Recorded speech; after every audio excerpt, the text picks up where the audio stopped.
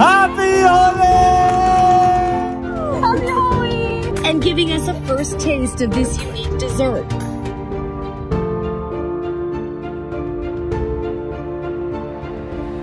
বন্ধুরা, নিজ নিজ ধর্মের আলাদা আলাদা নিয়ম রয়েছে ও আলাদা আলাদা পর্ব রয়েছে। হোলি হিন্দুদের এক উৎসব যেখানে মুসলিমদের এই খেলা খেলার কোনো অনুমতি নেই।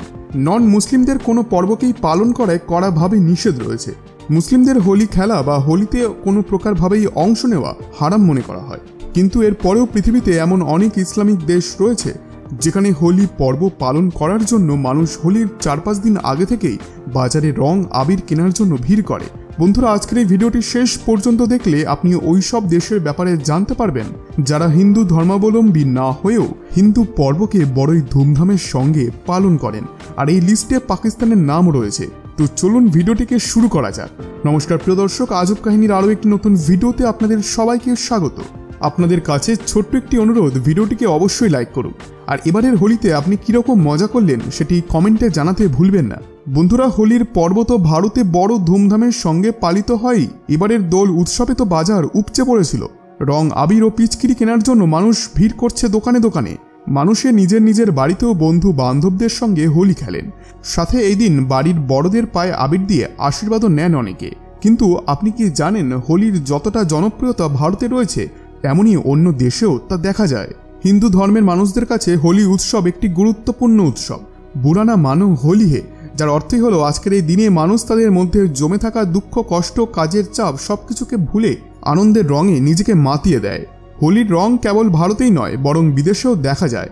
বিদেশেও মানুষ দোল পর্বকে আমাদের মতো নিয়মেই পালন করে, যদিও সেখানে এর নাম আলাদা। কিন্তু নাম আলাদা আলাদা হলেও উদ্দেশ্য তো সেই একই, তাই না? প্রতিবেশী দেশ পাকিস্তানের কথা বললে তাহলে পাকিস্তানেও হোলি পর্ব বড়ই ধুমধামের সঙ্গে পালিত হয়। হ্যাঁ, এটি সত্য। 1947 সালে ভারতের থেকে পাকিস্তান আলাদা হলেও সেখানে আজও কিছু মানুষ ভারতীয় উৎসব ও পর্বের সঙ্গে জড়িত রয়েছেন। পাকিস্তানে হিন্দুরা তো দোল যাত্রায় একে অপরের গায়ে রং মাখানি। এমনকি সেখানকার মুসলিমরাও হোলির পর্বে একে অপরের শরীরে আবির মাখাতে ভোলেন না। পাকিস্তানে ভারতের মতোই একইভাবে হোলি পর্ব পালন করা হয়, যাকে সেখানেও হোলি বলা হয়। তবে সেখানে হোলি পর্ব পালনের রেওয়াজ ভারতের থেকে একটু আলাদা। পাকিস্তানে হোলির দিন পুরুষেরা একটি কলসিকে ভাঙার জন্য পিরামিডের নির্মাণ করে। ওইদিকে যারা ওই পিরামিডে অংশ নেন না, তারা পিরামিডে থাকা লোকেদের আটকানোর জন্য তাদের ওপরে জল, মাখন ও দুধ এছাড়া অন্যান্য তরল পদার্থ তাদের দিকে ছুড়ে ফেলেন। আর আপনি নিশ্চয়ই আন্দাজ করতে পেরেছেন এই পরম্পরাকে। হ্যাঁ, আপনি ঠিকই ভেবেছেন।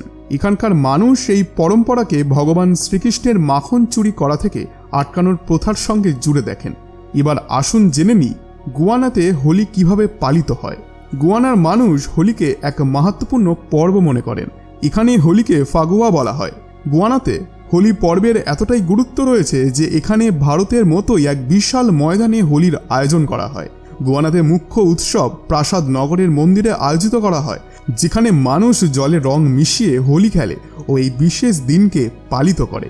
ফিজি দেশেও ভারতের মতো হোলিকে এক নামেই জানা হয়, কিন্তু এখানকার হোলির নিয়ম কিছুটা আলাদা। ভারতে দোলযাত্রা, লোকগীতি, লোকনৃত্য ও রং খেলার উৎসব রূপে উদযাপন করা হয়। সেখানে ফিজিতে গাওয়া লোকগীতিকে ফাগ্গায়ন বলা হয়। আপনি শুনে অবাক হবেন, ফিজিতে গাওয়া এই লোকগীতি ভগবান শ্রীকৃষ্ণ ও রাধা রানীর প্রেমের ওপরেই আধারিত। বন্ধুরা, এবার যদি নেপালের কথা বলি তাহলে সেখানেও হোলির একই গুরুত্ব রয়েছে যেমনটা ভারতে রয়েছে।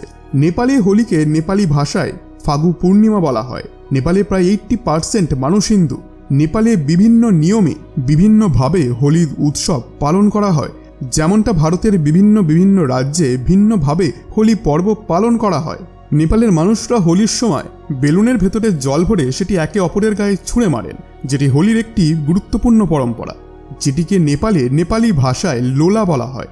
এবার কথা বলবো দুবাইকে নিয়ে। বন্ধুরা, ইউনাইটেড আরব এমিরেটসের 7 এমিরেটসের মধ্যে দুবাইতেও হোলি খেলা হয়। দুবাইয়ের ওয়ান্ডারল্যান্ডে বিশাল বড় অনুষ্ঠানের আয়োজন করে হোলি পর্ব পালন করা হয়। এছাড়াও দুবাইয়ের আল গারহাউদ বলে একটি জায়গা আছে, যেখানে হাজার হাজার ভিজিটাররা জড়ো হন হোলি খেলার জন্য। দুবাইয়ের মানুষদের জন্য এই দুটি জায়গা হোলি খেলার জন্য সবথেকে পছন্দের জায়গা। আর এখানে এসে তারা রঙের মাধ্যমে তাদের খুশিকে ব্যক্ত করেন। আর এখানে ধর্মের কোনো বাধা নিষেধ নেই। সে হিন্দু হতে পারে, মুসলিমও হতে পারে বা অন্য কোনো ধর্মেরও হতে পারে। তারা এখানে এসে কোনো রকম বাধা ছাড়াই হোলির রঙে মেতে উঠতে পারে। এবার কথা বলবো আমেরিকাকে নিয়ে।